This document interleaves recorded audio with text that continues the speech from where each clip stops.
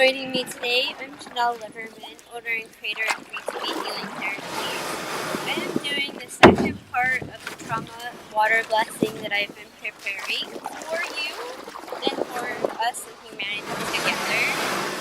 So, I want you to take a good look at where we are at. This is downtown Wilmington. This is the Cape Fear River. I moved from Colorado to North Carolina last summer, and there's just something about this place that was raw. There's so much history here, and there's so much going on here that there's sometimes you end up in a place that you realize it's just a really good fit. So I just wanted to make sure to share this with you here, and so part of the trauma water blessing that I do, particularly when we're dealing with trauma, is one of the main things that I want to get across is we are human beings and we are wild. We are wild nature, and we are very civilized. Thank you to a great many few to plumbers, for instance, that keep us civilized. There are so many workers. Humanity has, we have come so far. So, but we are essentially still wild, and we are wild at heart, and that is a beautiful thing. And it's not necessarily something that we have to suppress and deny, because sometimes that can manifest as illness and pains. So that is a part of ourselves that I feel that we should honor. And so I'm going to start with a quote. It's a part of a rewilding journey about the sacred falcon who shows the way. And for thousands of years, wild birds have been tamed by the falconer for hunting purposes. One of the keys to falconry is the bond between the hunter and the falcon.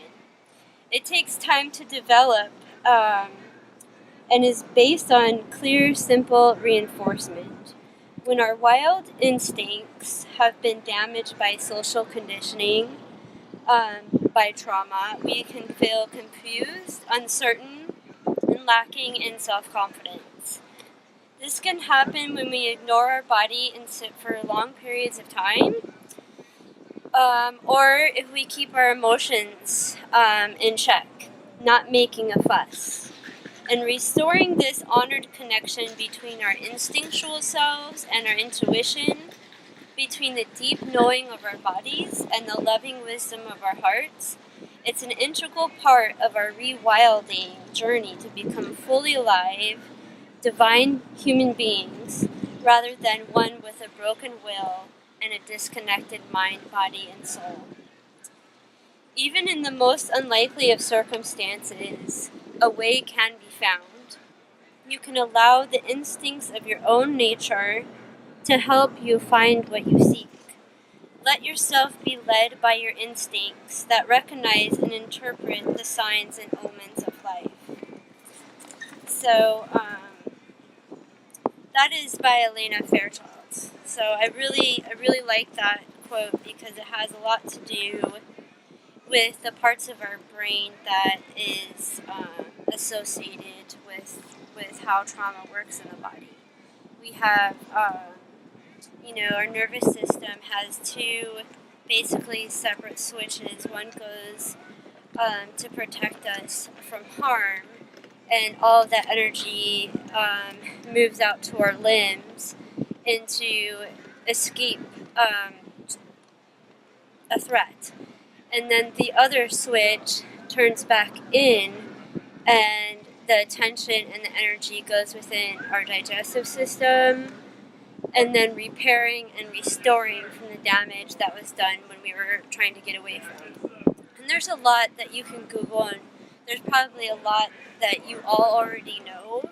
So I don't want to go into too much detail with that.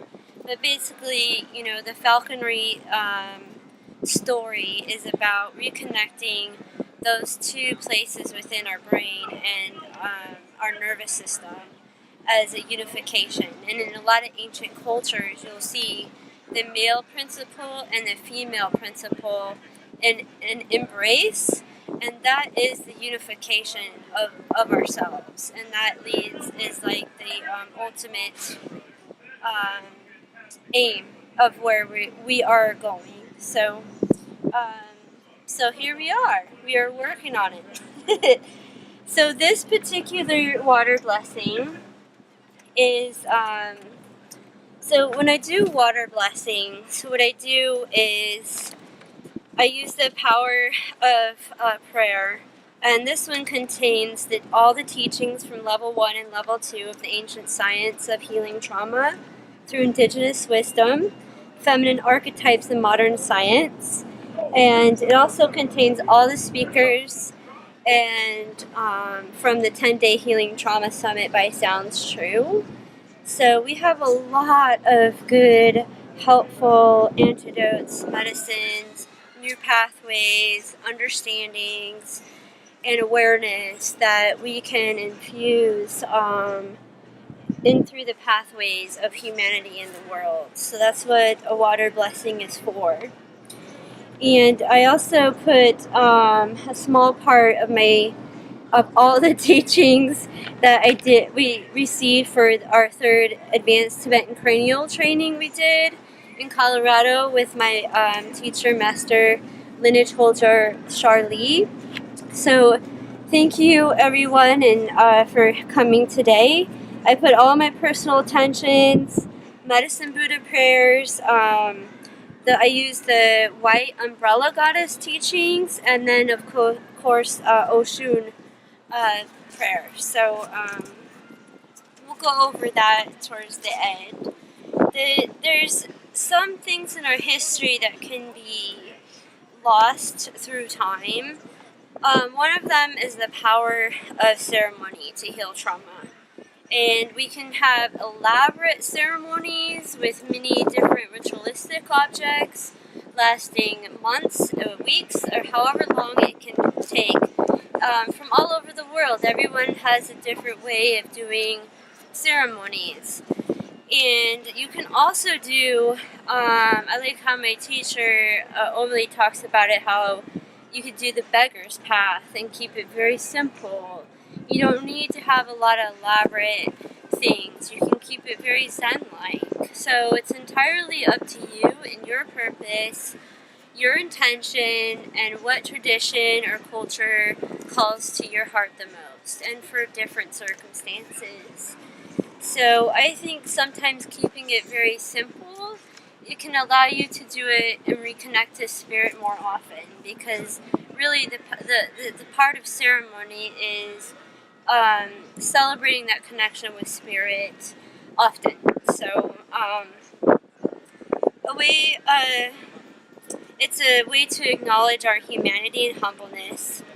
And one of the oldest cultures left today is from Aboriginal Australia, and how they view ceremony is ceremonies keep the continuum of the people, the land, the universe, and creating a sense of well-being for all. Ceremonies can help reestablish us back into the rhythm of life, restoring our ability to have deep, discriminative wisdom. So we're bringing some of these teachings and trying to remember who we are and moving forward. So some of these teachings are timeless. Elements of water and elements of air are introduced into water blessing, because when you're using your voice and your sound, you are using the element of air, and you are also using the element of water when you're moving certain emotions through your breath. And when we're working with trauma, one of the most powerful and effective tools we have is our breath, and how we can change the way that our nervous system turns in a different way or on a different way. So we can use our power of our breath to move trauma through our body and help release the stagnant emotions that get locked within us. So, people have been coming to the water since, we came out of the water, actually. So, we always having to come back to the water. And it's a multicultural element of water blessings. That's one of the reasons that I love it so much, is because we can leave all of our little shallow indifferences and judgments of what people do and don't do, and we can all come to the water and celebrate the water and take care of the water for a common purpose, and that is life. So, water correlates to the primordial life, of which where all life came from. Water is the keeper of information, which informs and shapes our DNA for life. In using the elements of air and our breath, we can regulate these fluids within our body, opening and closing, and that is the rhythm of life, and constricting and opening, and this is the flow of life. And these waters within us, such as our blood, our cerebral spinal fluid, the flow of our lymph, our sweat, our tears, all of these processes of our body aim to regulate us. And water is the vehicle in which information travels. There's so much information that travels through our cerebral spinal fluid. There's so much information that travels through our blood, and water is what is the vehicle which moves that information through. So it is the means in which we absorb nutrients and release hormones. It is the way that our cells excrete waste, and so pretty much like the trade routes that are very similar to like Cape Fear. And this is, this river used to be a really small river, and they had to dredge it up. And what happened was the seawater, the ocean is actually that way. Sorry. When they dredged it, the ocean water came up into the river, and so it became more of a brackish river. And if you look across this way, over here, you can see some of the cypress trees over there. And the cypress trees, they don't survive off of salty water. So a lot of the cypress trees you will see in Wilmington are still standing after all of those years. And they called it the Cape Fear River. I think there's a few different stories. I didn't get the real story because I wasn't here at the time. But a lot of the bigger ships that would come in would get stuck. And, and that's pretty much why it was called the Cape Fear River. So, the water is also known as the rebirth principle. So when we're dealing with trauma and trauma releases, there is the promise of rebirth at the end. And sometimes that moment before, there is a pause, that silence, that quietness that we have lost. And we'll get into a little bit more of the ancient Aboriginal culture. They have it's called the Diri. It's deep listening, the deep knowing. And that is key. It's like when we get older, you see people sitting on the porch, and that's just a deep awareness and a deep listening. And that can help reset your nervous system and move forward into a rebirthing process. So, I'm going to read another quote that Omali had in one of our trauma classes that I thought you would like. Wonder how a river came to flow? Wonder what keeps her going. The story from the perspective of the river Kaveri in India is the story of rivers everywhere. When forests grow, rivers flow. When forests die, rivers go dry. The only way to revive rivers is to bring back the forests that we have lost and protect the forests that we have kept, that we have left. Excuse me, can I read that part again? Because The only way to revive rivers is to bring back the forest that we have lost and protect the forest that we have left. And that's a pretty profound part of that story. And forests store and release. I'm sorry, I'm having to read this because I can't remember everything, and I want to make sure that this is valuable for you. Forests release water more effectively and efficiently than any other man-made dam or canal, and every tree helps grow a forest. So let there be forests and let there be water. And that is the story of the Kavari River and every river everywhere. And when I first heard and read that quote from Omali, I thought of the Kwanzaa, the Sankofa bird in Africa, and how that teaches us, like it's a picture, if you Google Sankofa bird, you'll see this beautiful image of a bird, and she's looking back behind her and there's a ball, and it's teaching us to go back and get it.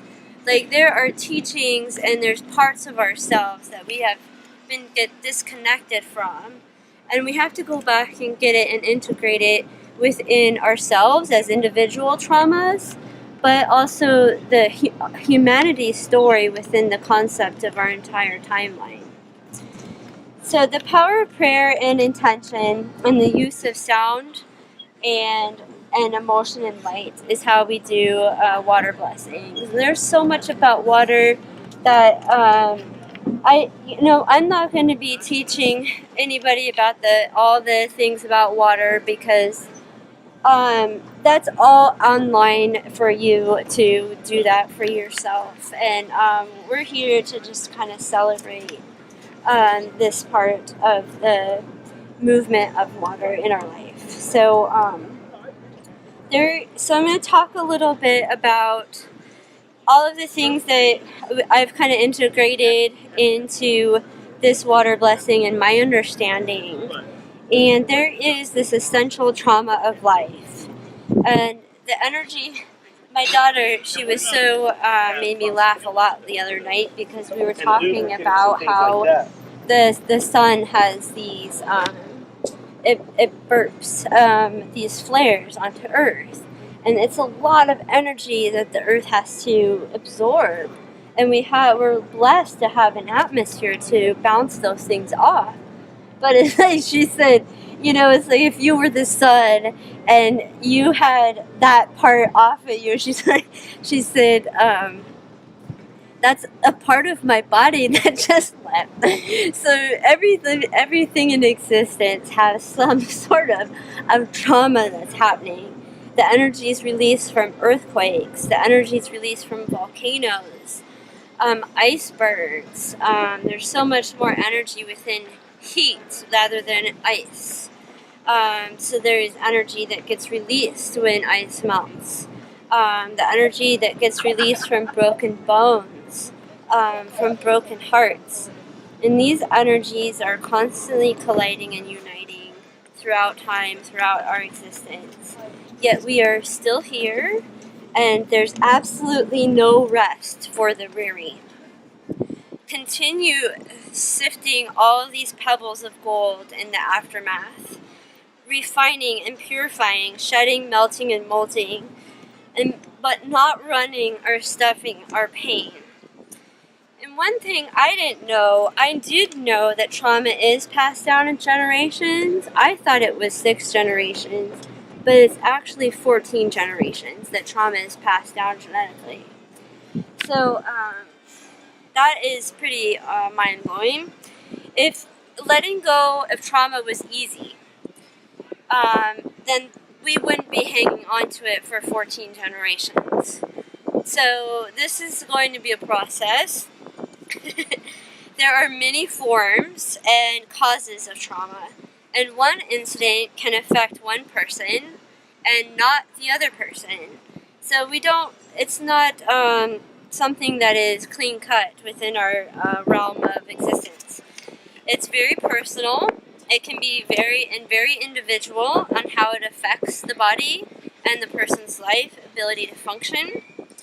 It can be woven deep within our memories, in our physical memories as well. Our physical bodies have memory. It can be woven deep within our families and our ancestors, and even the land holds memories. It's the evidence of trauma. How earthquakes have shaped the land, how mountains are, as you can think of it, that is an actual evidence of some sort of shift in trauma. It depends on how you want to look at it. So, and then it's the more we evolve and increase the higher part of our mind, and the more our communities become more diverse and enriched, the mirrors of our deepest pains come, and our deepest traumas and our deepest suffering is going to be reflected in that intimacy. And it's a struggle to preserve our humanity in the fast-moving technology world. So I encourage to allow those stories to be told and integrated as a whole. History is constantly being rewritten. And that's one of the things that really got to me after one of the trauma summits is Elizabeth Rosen, who was a descendant from one of the survivors from the Holocaust, was just kind of really spoke on the fact that often our history, our collective history is being rewritten. It's burned and erased and removed from us. And our history is the identity and orientation of who we are as individuals, as humanity as a whole in the context of the cosmos. So humanity's history belongs to each and every one of us. And it is part of who we are and our identity. So to get that across, because sometimes we can lose track of groups of people who are different from us, different skin color, different genders, different this or that, different ideologies, different political problems. But Dr. Wallace J. Nichols wrote a book called Blue Mind, and how reconnecting to the water brings out the best parts of ourselves. And when you think about the blue marble, that's pretty much Earth. And we can fight and we can disagree, that's fine. We don't have to agree with everything everybody is doing. But we can most certainly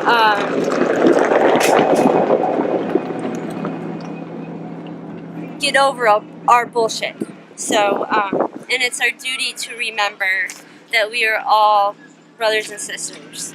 So, to mark our journey as to where we have been. So, our history is to not lose track and to keep the stories going from our past and the oral traditions of our culture. And sometimes we can't bear to fully face our past. Like as we grow up and we start going to, we do learn things in school and we're like, wow, I had no idea that we have done the things that we have done in our past. And then we see the news and we see, I can't believe that we are still doing these things in our present.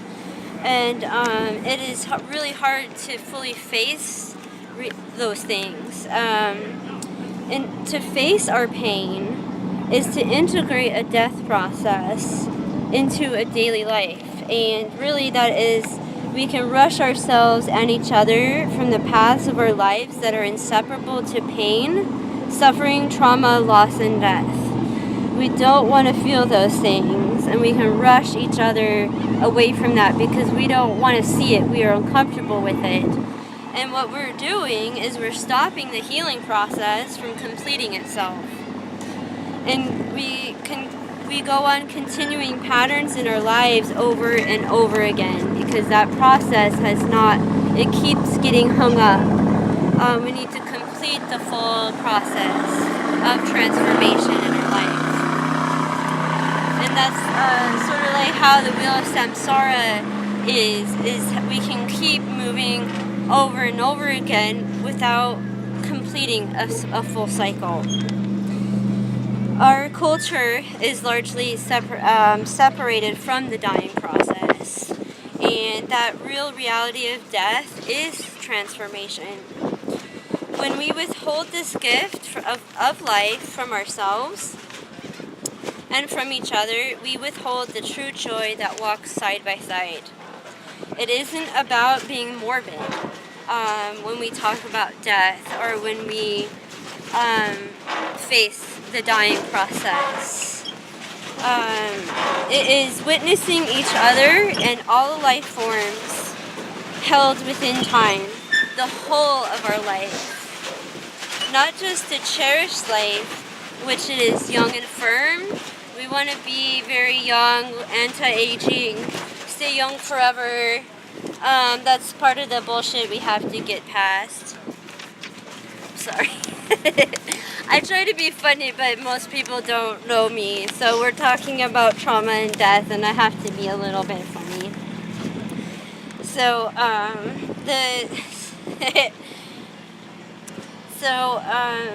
it's just to see the death and the whole of life cycle with just as much reverence and just as much awe as even in our crone stages of life, unbound by time and the way it etches our skin. So, fostering this true acceptance and allowing allowing ourselves to complete and fulfill ourselves within each other's presence. I really like that part, because when we're dealing with trauma, sometimes you want to hide all of those aspects of your being because we forget we are human and there's so much spectrums of us, and we don't want to show all of the colors.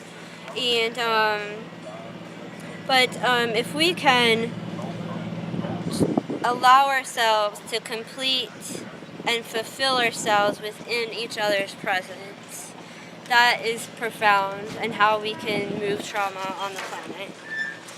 It is the dying and death process that sets the table of our lives.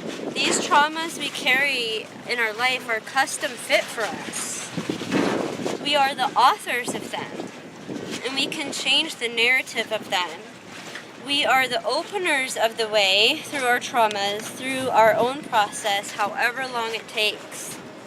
Through our bodies, we can temper these cosmic energies, these deep historic energies. Our bodies are moving a lot of energy that we have no scientific tool to measure the extent. We decrease the dark and increase our light by the experience of things within our body. And so when we're talking about all these things, it makes us try to redefine other things in our life. And one of the things that we can then redefine is what is healing's true aim. And expanding beyond our ideas and boundary of our skin and our minds and our families and communities and nations, where is this great wisdom going? Where is this magnificent grace? How is this wisdom and grace always working, constantly working within us? Is it not love in motion? And trauma can be stuck energy, events that are no longer appearing present. It takes a lot of energy for us to run trauma in our body, to run pain in our body. It takes a lot of our energy. It robs the energy of our body, our mind, our heart, and our spirit have to continue running pain and trauma cycles over and over again. And it robs us of our vitality, and we can remain stuck in these states of trauma. At the same time, these roads and wirings in our brain have been paved, and over a while you can't see or manage past the highways. It's like every time you get out and you try to find the fastest way to get somewhere, you want to get on the highway, and you've gone that way so many times that it's paved a path and you can't find other ways to travel. And that's kind of what we're having to do. We're going to have to stop getting on the highway and make these other roads so we're not continually going the same way. And that's, I'm not an expert in neuroplasticity. I know there's, when when I do a newsletter after this trauma blessing, what I'm going to do, it will be on my Facebook page if you're not on my list. But of all the practitioners and experts, doctors of the Trauma Summit, I will be having all of their sites on there, so that if you feel that you want to explore different ways to handle your own trauma, whether you have that or not, I'm not making an assumption, but we all know at least one person that can be helped. And if not, we don't know what we're going to face tomorrow or within 5 years. And it's good to educate ourselves on knowing what's within our communities and knowing what other pathways are out there. So I will make sure I do that, because as far as my scope is concerned, is I do the more spiritual aspect with Tibetan perennial, and it's an automatic trauma thing. And sometimes the constructs within our life, we may need some extra support with that. So we always have to work together within community to make communities really strong. So these highways that we are traveling end up becoming tollways, and they cost a small fortune to continue traveling the same roads all the time, the same patterns in our life, the same way we react to things, and we get lost, we lose our way home. And the way home should be restorative, regenerative, and we want to arrive home with enough of ourselves to be fully present within our families. So it's kind of the way that trauma runs in the body is sort of like a train. It's from here to there and on a track, and it's not wings like a bird. So that's what the rewilding process can be when you think of coming back to a more instinctual nature and using that breath to get back into the body and reconnecting to these divine senses that we have. We can get really disassociated as well. So when I was first dealing with some injuries or chronic remnants of injuries, I kept asking my teacher, Shar, because I had my jaw broken twice, and it took a year of therapy because I had other bones broken in my skull, and it took years and a year before I started coming back into my body. And I was impatient. I wanted to see, I didn't want to have any remnants, I didn't want to have any evidence of things that had changed within my body. I wanted it to be removed completely from existence. And so when we do seek healing, it's important to remember that it is the way that we preserve our humanity. So there is going to be some evidence left over, and there can be some reminders of it, and but we have the power to change that energy of it. So I'm going to go over a few more things, and we're almost there. I'm going to release the water. One of the most ancient practices in dealing with trauma is the tree of life. It is the symbol of how our nervous system works and how our brains are wired, and also how we are so deeply connected to nature as well, and how we can use breath work to travel through our chakras and reconnect and ground back into our bodies. So we do have Omalie has that on her website that you can look at. She offers many classes, so I encourage you to look into that. The Diri is one of the Australian Aboriginal ways of deep listening, and we're going to try that on some of our people walks. If you just getting out in nature and deeply listening and deeply, slowly, bit by bit, going into our body. The other thing I wanted to show you, I'm sorry, I didn't mean I dropped it. It's one of, if you drop a sacred object on the ground, you're supposed to put it on your head to bless it again, because that was a really bad thing. The Sri Yantra. So I'll give you a look at it. That is, I think, a 12,000-year-old pattern of nature that a lot of women can use if they've been abused to recreate structures and boundaries. It also makes us very, we have a short life, and what energy that we have to hone and focus. Let it not be wasted in, energy cycles of abuse and self-depreciation, and our doubts and fear is always going to be there, but we can use this to help rise above that. So if anyone's interested in that, you can Google Sri Yantra. My teacher gave this to me. Actually, I don't think this is the one she gave me, but she this works really well. So the other powerful thing of the Healing Trauma Summit that I was listening to was the Soldier's Heart, and I wanted to take you to where the battleship was, because when we send our people, our men in the past, but now we have both genders going to wars. When we have people going to war for us, when they come back from war, that war continues within themselves. And so how do we take care of our veterans?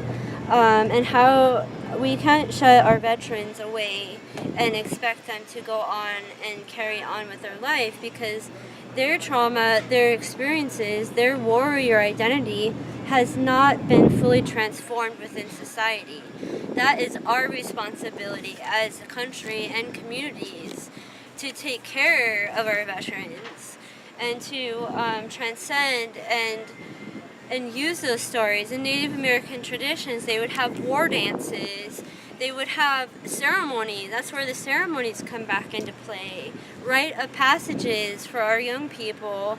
And when we have great marks within our life to celebrate these things, and maybe it's not worth celebrating, maybe there's a lot of destruction and death, so we want to do that. I think we're running out of time, so I wanted to just talk about that. The Soldier's Heart, if you can Google that. He has a process that people can do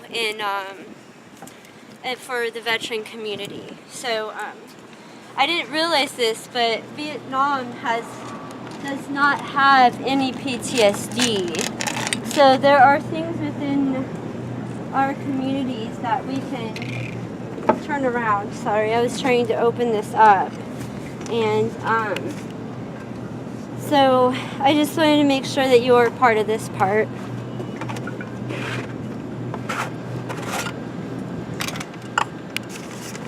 And so let's talk about, as I pour, trauma is locked in contraction and sustains the pain.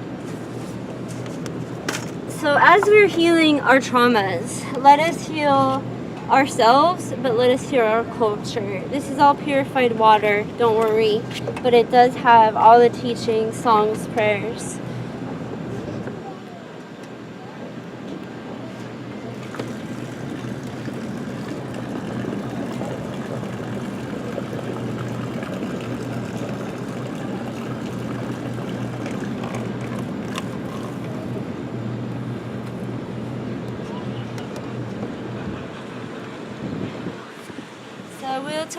I'll talk to you later. Thank you.